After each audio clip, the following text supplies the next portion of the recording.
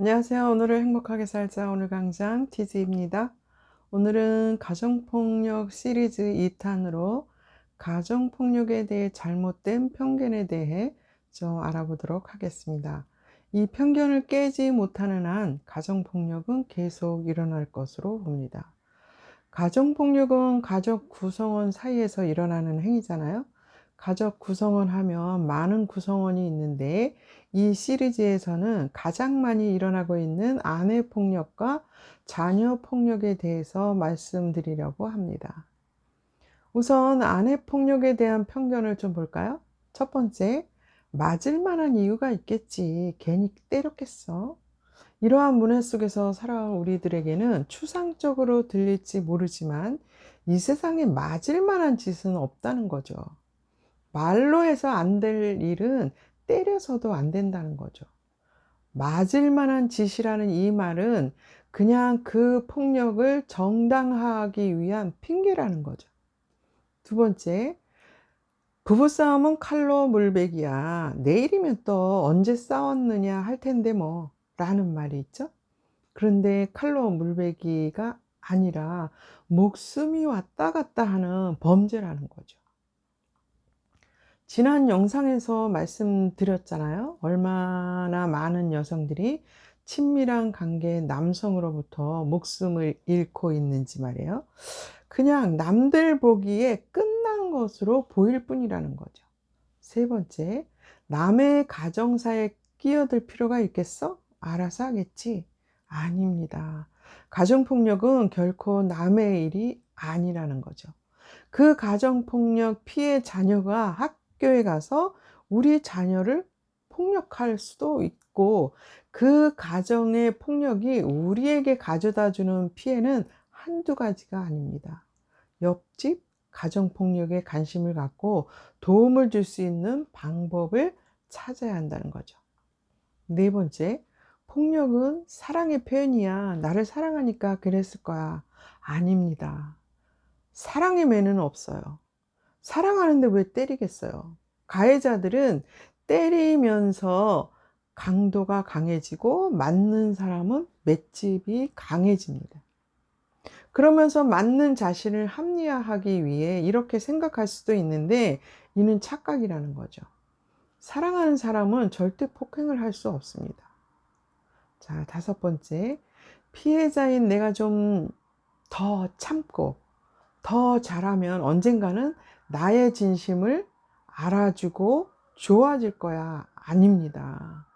가해자는 피해자가 뭔가 잘못해서 폭행을 하는 게 아닙니다. 자신의 기분에 따라 그냥 폭력을 하는 겁니다. 그리고 폭력이 잘못된 행위라고 생각할 수 있어야 고칠 수 있는데 이들은 폭력이 잘못되었다고 생각하지 않거든요. 폭력은 어쩔 수 없이 할 수밖에 없었다고 자신의 폭력을 정당화하기 때문에 아무리 참고 견뎌도 피해자 혼자의 힘으로는 개선하기 어렵다고 봅니다. 자, 여섯 번째. 술 때문이야. 술만 안 먹으면 정말 좋은 사람인데. 아닙니다. 폭력을 합리화하기 위해 술을 핑계대는 것입니다. 폭력을 쉽게 행사하는 사람은 술을 안 마신 상태에서도 얼마든지 폭력을 하거든요. 저의 경우에도 술 한 방울도 못 마시는 사람이었거든요. 자, 일곱 번째. 신고해봐야 소용있겠어. 금방 또 나와서 신고했다고 보복할 것이고, 내 돈으로 벌금이나 내야 할 텐데. 아닙니다. 가정폭력은 가정 내에서 스스로 해결하기 정말 어려운 문제예요. 음. 가정폭력 방지법이 강화되고 있지만 법보다는 주먹이 먼저이기 때문에 위와 같은 생각을 할 수도 있습니다만 가정폭력이 있을 때마다 주위의 도움을 받아야 합니다. 경찰에 신고도 하고 여성단체나 상담소의 도움을 받아야 해결책이 나옵니다. 음. 그럼 이번엔 자녀 폭력에 대한 편견을 좀 볼까요? 다 맞으면서 크는 거야. 때려야 애를 가르치지. 맞을 짓을 한 거야. 아이를 위해서 한 겁니다. 등의 훈육을 한 거라는 편견을 가지고 있죠. 뭔가 자녀들이 부모의 마음에 안 드는 언행을 했을 때 폭력을 행사하는 게 가장 쉬운 방법이고, 때리는 그 순간에 말을 듣는 것처럼 보이기 때문에 폭력을 행사하면서 위와 같은 생각을 한다는 거죠. 그리고 아동학대라고 하면 뉴스에 나오는 심각한 것들만 폭력이라고 생각하는데 그렇지 않습니다. 아이들은 부모의 큰 소리에도 공포 분위기에 휩싸이면서 정서적 위압감을 느끼게 되는데, 이도 자녀 폭력이라는 거죠. 폭력을 당하는 자녀들은 부모들이 유일한 보호자이기 때문에 그냥 적응하고 참고 넘기고 있다는 것이죠. 그리고 이들도 익숙해지면 당연한 것으로 인식하게 되고, 맞고 자란 아이는 커서 '내가 봐온 방법이 이거여서 이게 맞겠지?' 하면서 폭력을 행사할 확률이 높다는 거죠. 아이들이 이렇게 폭력에 노출되다 보니까 10 대들에게 가정폭력에 대한 질문을 했더니 이러한 답변을 했다는 거죠. "엄마가 욕 좀 들었다고 그렇게 힘들어할 것 같지 않은데요. 그냥 일상이니까요. 도둑질을 했다면 엄마에게 맞는 거 이해돼요. 동생이 아빠에게 맞았다고 울기를 다 너 잘 되라고 하신 거 너도 잘 알지?" 라며 달랬어요. 엄마가 아빠에게 대들지 않으면 아빠가 그렇게 때리지는 않을 것 같아요. 엄마가 좀 참았으면 좋겠어요. 집안일은 바깥에서 말하기 싫어요. 어차피 가족일은 가족끼리 해결해야 하니까요. 등의 얘기를 했다는 거죠. 아이들마저 폭력은 맞아야 할 이유가 있으면 맞을 수도 있고 폭력을 할 수도 있다는 생각을 한다는 거죠. 이런 생각을 아이들이 갖고 있는 한 아이들도 가정을 이루게 되면 가해자가 될 수도 있고 피해자도 될 수도 있다는 거죠. 즉, 가족 폭력은 순환된다는 거죠. 계속 일어날 수도 있다는 거죠. 무섭지 않으신가요?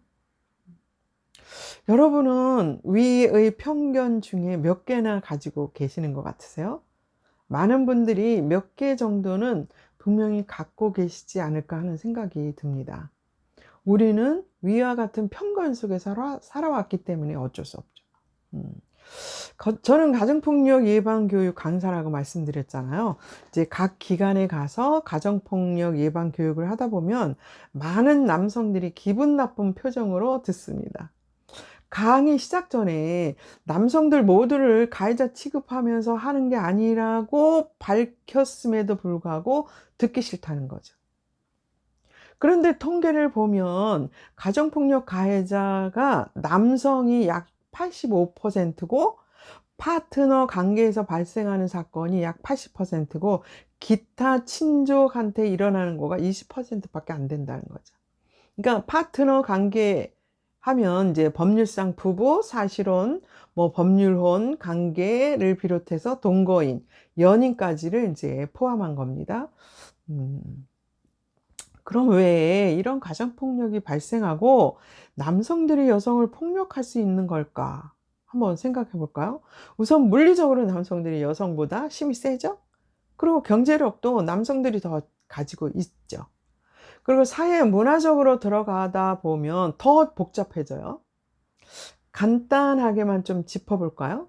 남성 우월주의, 성역할 고정관념, 가부장제, 폭력적인 대중매체, 폭력의 허용적인 사회 분위기, 폭력의 상호 연관성, 송방망이 처벌 문화 등을 이제 들 수가 있겠죠. 자세한 설명을 하면 여러분이 너무 지루하고 듣기 어려우실 것 같으니까 이 중에서 성역할 고정관념만 이제 간단히 알아보고 마치도록 할게요. 남성들한테는 이렇게 얘기하죠. 남자는 거칠어도 괜찮아. 가끔 말썽도 피우고 싸움도 잘하고 여자보다 적극적이고 여자보다 지위가 높아야 남자지 라고 한다는 거죠. 여자에게는 여자는 참을성이 많아야 하고 다소곳해야 하고 거칠면 안 되고 목소리가 높으면 안 되고 자기 주장이 너무 강하면 안 되고 이 일 저 일 나서면 안 되고 그래야 여자답지 라고 했다는 거죠. 지금은 이제 많이 변화했지만 얼마 전까지만 해도 많은 분들이 이러한 고정관념을 가지고 살았다는 거죠. 근데 이러한 고정관념이 가정폭력을 내고 있다고 저는 봅니다. 이러한 문화 속에서 살다 보니 가정 안에서 평등한 관계가 이루어지지 어렵죠. 그러니까 불평등한 관계 속에서 힘을 가진 사람이 약자들에게, 즉 부인이나 자녀들에게 쉽게 아무 죄의식 없이 폭력을 할 수 있다는 거죠. 듣기 어려우시죠? 예, 저도 저도 그렇습니다. 그래서 오늘은 여기까지 하도록 하겠습니다. 3부에서는 그러면 가정폭력의 특성으로는 어떤 것들이 있는지, 가정폭력의 폐해, 가정폭력을 그럼 예방하기 위해서 우리가 할 수 있는 것들이 어떤 것들이 있는지 등에 대해서 이제 알아보도록 하겠습니다. 여기까지 들어주셔서 너무너무 감사하고요. 오늘도 잊지 마시고 좋아요, 구독 눌러주시면 많은 힘이 될 것 같습니다. 그럼 3부에서 뵙겠습니다. 고맙습니다.